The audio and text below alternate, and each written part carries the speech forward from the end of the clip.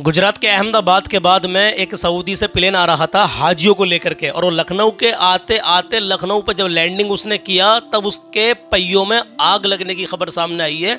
किसी के साथ में कोई दुर्घटना नहीं हुई है, सबकी जान सलामत है अल्हम्दुलिल्लाह। लेकिन मैं आपके सामने 2 मिनट की एक वीडियो रख रहा हूँ, आप इस वीडियो को एक बार ज़रूर देखना। आपने वीडियो को प्ले किया है तो जानकारी पूरी लेकर के जाना। सिर्फ 5 से 7 मिनट हमारे साथ बने रहें। उसके बाद में हमने कलाम पढ़ा है और अल्लाह के नबी सल्लल्लाहु अलैहि वसल्लम का फरमान भी आपको बताया है। देखिए भाई, कोई हादसा ऐसा पेश आता है सामने, नज़रों के सामने आया भी है अहमदाबाद में, तो हर एक हिंदुस्तानी गमगीन था, पूरी इंसानियत गमगीन थी मेरे भाई। लेकिन अभी एक बहुत बड़ा हादसा होते होते टल गया भाई, अल्लाह का लाख लाख शुक्र है। बहरहाल आप ये 2 मिनट की वीडियो देखें और अभी भी आप प्लेन में बैठने के लिए जा रहे हैं तो बहुत सारी बातों का आपको ध्यान रखना ज़रूरी है। मैं आखिर में बताऊंगा। आज 17 जून है और चांद की 20 तारीख है। आज का कलाम अगर ना सुना तो आपने कुछ नहीं सुना, कलाम भी सुन के जाना बाद में। चलिए पहले ये 2 मिनट की वीडियो देखिए और अल्लाह का हर हाल में शुक्र अदा करना चाहिए। जिस हाल में वो रखे उसका लाख लाख शुक्र है। और भाई देखो, जिसकी जैसे मौत लिख दी है परवरदिगार ने वैसे ही आनी है। जिस हाल में जहाँ लिख दी वहाँ आनी है, जैसे लिख दी है वो तो भैया वैसे ही आनी है। हर इंसान दुनिया के अंदर हर चीज़ का इनकार कर सकता है, सारे इंसान हर बात का इनकार कर सकते हैं, लेकिन मौत वाहिद ऐसी चीज़ है जिसको कोई भी इनकार नहीं कर सकता। मौत एक दिन सबको आनी है भाई, लेकिन हम दुआ करते हैं अल्लाह ईमान के साथ में हमारा खात्मा बिल खैर फरमा, आमीन या रब्बल आलमीन। आइए इस वीडियो को देखिए ज़रा। अहमदाबाद प्लेन क्रैश के बाद अब लखनऊ में एक प्लेन में आग लगने की घटना सामने आई है। कहा जा रहा है कि सऊदी से ये प्लेन आ रहा था। क्या कुछ इसको लेकर जानकारियां हैं? हमारी जानकारियां सामने आ रही है लखनऊ में प्लेन हादसे को लेकर। 142 यात्री थे एयर इंडिया के उस विमान में, और ठीक वैसा ही लखनऊ में जब एक फ्लाइट लैंड होती है जो कि सऊदी के जेद्दा से आ रही थी, और वो जब लैंड होती है और लैंड होकर जब वो धीमी होने लगती है तो उसके पहियों में आग लग जाती है, और वो आग इतनी तेज हो जाती है कि उससे लपटें बाहर निकलने लगती हैं। और विमान चालक दल ये तुरंत सूचना देता है कि हमारे विमान में आग लग चुकी है, इसको बुझाने के वो प्रबंध किए जाएं। और वैसे ही एम्बुलेंसेज और वो गाड़ियाँ जो आग बुझाती हैं वो दौड़ने लग जाती हैं, अफरा तफरी मच जाती है एयरपोर्ट के ऊपर। और विमान का एक वीडियो सामने आता है जिसमें उसके टायर जल रहे होते हैं, टायरों में आग लगी हुई होती है। सबके दिमाग में सिर्फ एक ही चीज़ होती है कि अभी एयर इंडिया का बोइंग 787 8 प्लेन जो है वो नीचे गिरा है, और उसके बाद अब फिर से इतना बड़ा फिर से हादसा। और इस बार जो है जगह दूसरी थी, फ्लाइट का नाम, फ्लाइट ऑपरेट करने वाली कंपनी दूसरी थी, और दूसरी देश की फ्लाइट थी, और वो लखनऊ में थी। उड़ती है ये फ्लाइट जेद्दा से रात तकरीबन 11:30 बजे के आसपास। और क्योंकि इसमें हज यात्री होते हैं, क्योंकि वहाँ पर हज करने के लिए लोग जाते हैं, वहाँ से फ्लाइट उड़ती है, भारतीयों को लेकर लखनऊ के लिए रवाना होती है, रात 11:30 बजे उड़ती है। जी बिल्कुल सुबह 6:30 बजे के आसपास पहुंचती है, और एयरपोर्ट पर पहुंचते ही उसके पहियों में आग लग जाते हैं। सऊदी अरेबिया एयरलाइंस का ये विमान बताया जा रहा है, और इस विमान की संख्या है SV3112। ये जो है ये इसके पहियों से आग सऊदी एयरलाइंस का बाद जब ज़्यादा जानकारी ली गई तो इस विमान का क्या होगा, अब कैसे क्या होगा, क्या किया जाएगा, क्योंकि भारत में पहले से ही लोगों के भीतर बहुत खौफ है ऐसी विमान घटनाओं को लेकर। बिल्कुल खौफ है भाई कि इस विमान को अब वापस दोबारा इसके पहियों को ठीक करने की कोशिश की जाएगी, क्योंकि लैंडिंग गियर जो नीचे पहिए निकलते हैं टेक ऑफ के समय और टेक टचडाउन के समय, जो पहिए निकलते हैं और अंदर जाते हैं उनको लैंडिंग गियर बोलते हैं। तो जब लैंडिंग गियर बाहर निकले और इसने ज़मीन को टच किया तो उसके पहियों में आग लग गई। कारण पता किया गया तो कारण ये निकल कर आया है कि उसके पहियों लैंडिंग गियर से एक तरीके का जो द्रव्य पदार्थ है वो निकल रहा था, और उसकी वजह से, उस लीकेज की वजह से आग लगी है। और इस फ्लाइट को अब वापस जेद्दा भेजा जाएगा, बिना किसी यात्री के वापस भेजा जाएगा। पता चला कि उन फ्लाइट्स का क्या होता है जिनमें अगर टेक्निकल खामियां आ जाती हैं दुनिया के किसी भी एयरपोर्ट पर पहुंचने के बाद, तो ये मालूम चला कि लखनऊ जो ये फ्लाइट टचडाउन की है, इस फ्लाइट को अब बिना किसी यात्री के, होता क्या है कि एक फ्लाइट एक जगह से आती है, दूसरी जगह उतरती है, यहाँ से यात्री भरती है, फिर जाती है, फिर उतरती, लेकिन इस फ्लाइट में अब किसी को बिठाया नहीं जाएगा, बिना किसी यात्री के ये फ्लाइट वापस भेजी जाएगी। इस फ्लाइट में अब किसी को बिठाया नहीं जाएगा, बिना किसी यात्री के, बिना किसी पैसेंजर के ये वापसी जद्दा जाएगी, यानी सऊदी अरबिया। क्यों? टेक्निकल खामी आ गई भाई। हो सकता है कि इधर से भी अगर यात्री जाते, उसके अंदर सवारी जाती है और फिर कोई रास्ते में अल्लाह ना करे कोई दुर्घटना हो जाती, तो इसलिए बहुत अच्छा कदम उठाया कि वापसी उस सऊदी एयरलाइंस की उस फ्लाइट को ऐसे ही बिना यात्रियों के भेजा गया। तो भाई मैं कहना ये चाहता हूँ आपसे, आप कहीं भी कभी भी प्लेन में बैठे हैं, आप ये है क्वालिटी चेक कर लें, क्वालिटी क्या है। ये मैं क्यों कह रहा हूँ, क्योंकि मैंने कल आपको एक वीडियो दिखाई थी, बिल्कुल खटारा था, उन्होंने खुद कहा था, वीडियो के अंदर बताया था, बहुत सारी उसके अंदर कमियाँ बताई थी।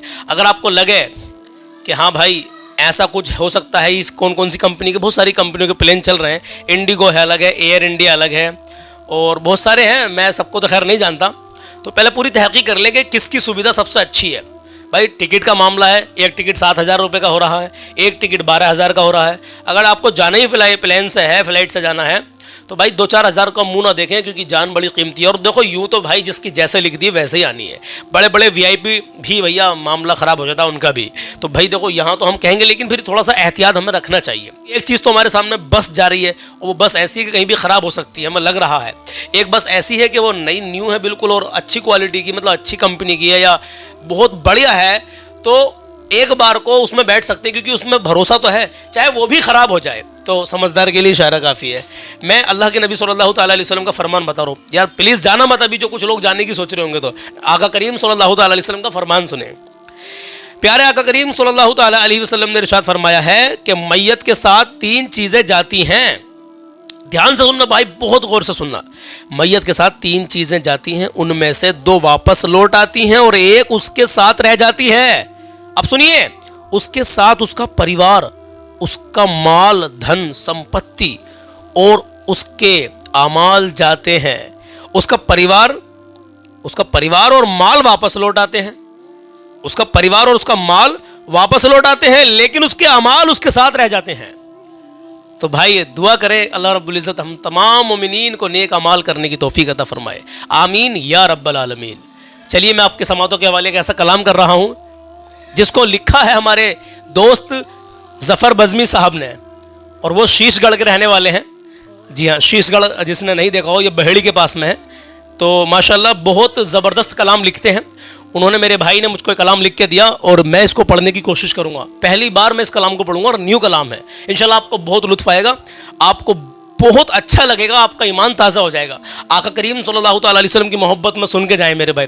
अच्छा, 2 शेर सुन के जाएं। उसके मुझे उम्मीद है कि आप एक शेर सुनेंगे तो फिर पूरा कलाम सुनते ही रहेंगे। हाँ, आइए कलाम शुरू करते हैं। तो माँ बाप की इज्जत करें, कभी किसी का दिल ना दुखाएं, अपना हुस्न और अखलाक हमेशा अच्छा बना कर रखें।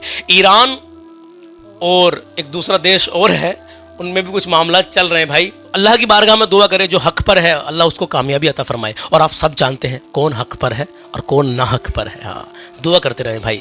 तो चलिए कलाम शुरू करते हैं, मोहब्बत से कहें सुभान अल्लाह। आइए सुनते हैं। सल्लल्लाहु अलैहि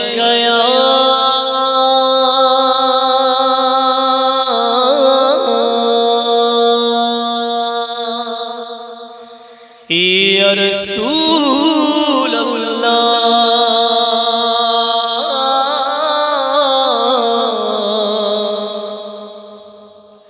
वसल्लम अलैका या हबीब अल्लाह सल्लल्लाहु अलैहि वसल्लम। सुनिएगा, हम रहे या न रहे,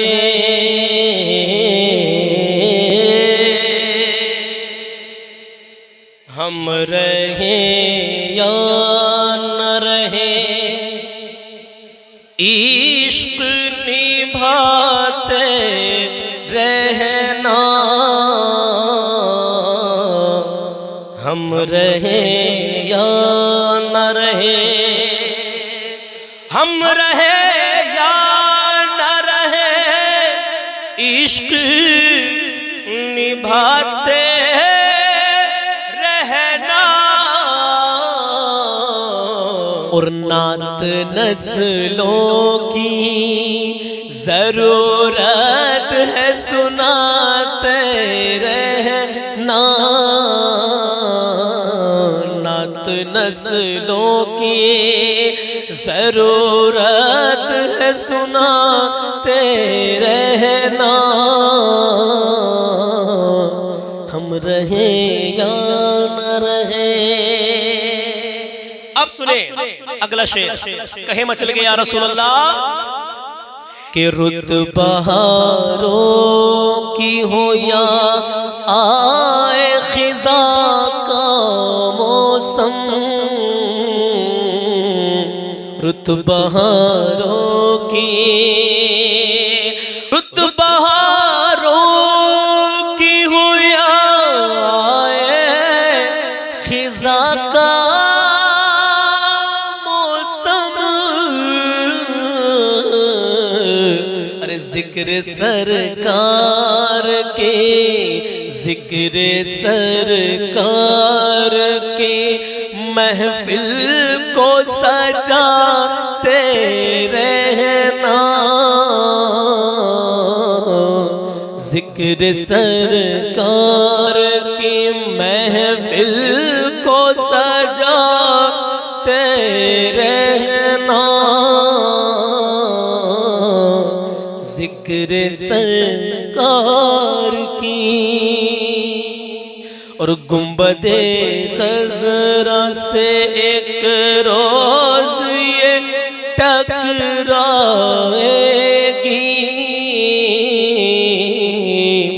गुंबदे खजरा से, गुंबदे खजरा से एक रोज ये टकराएगी।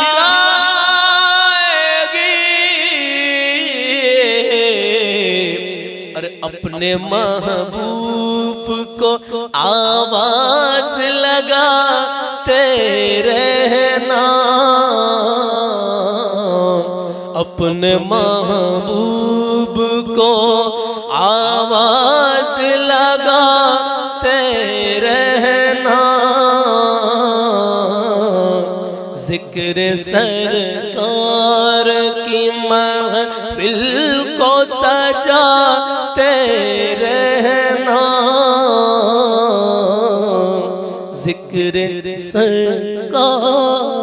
आंधियां आएंगी और आके चली जाएगी,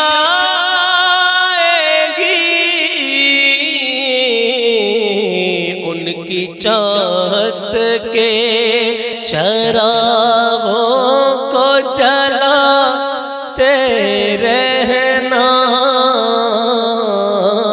उनकी चाहत के चरागों को जलाते रहना, उनकी चाहत के।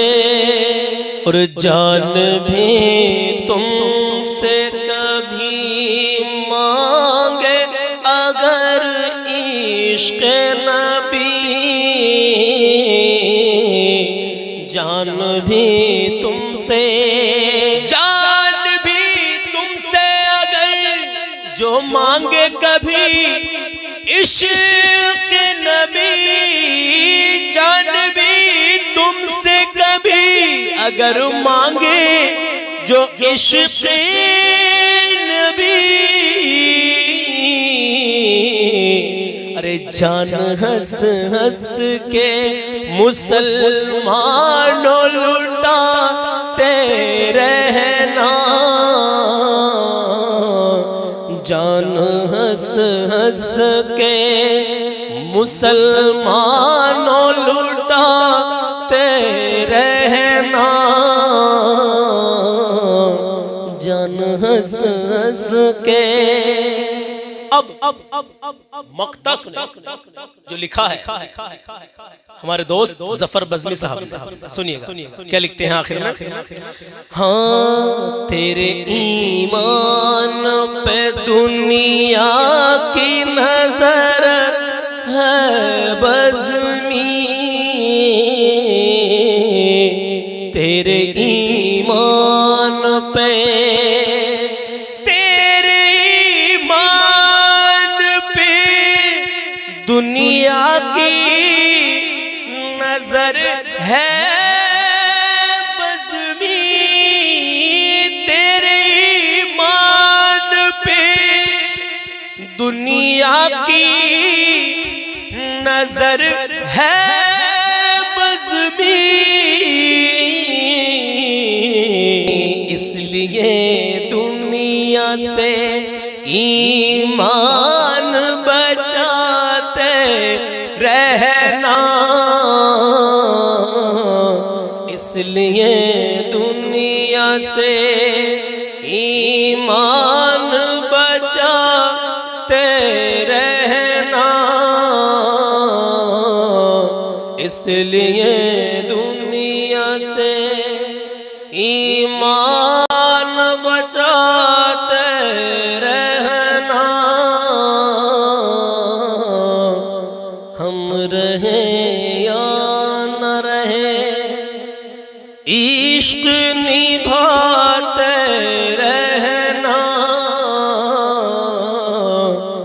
नात नस्लों की जरूरत है, निभा सुनाते रहना,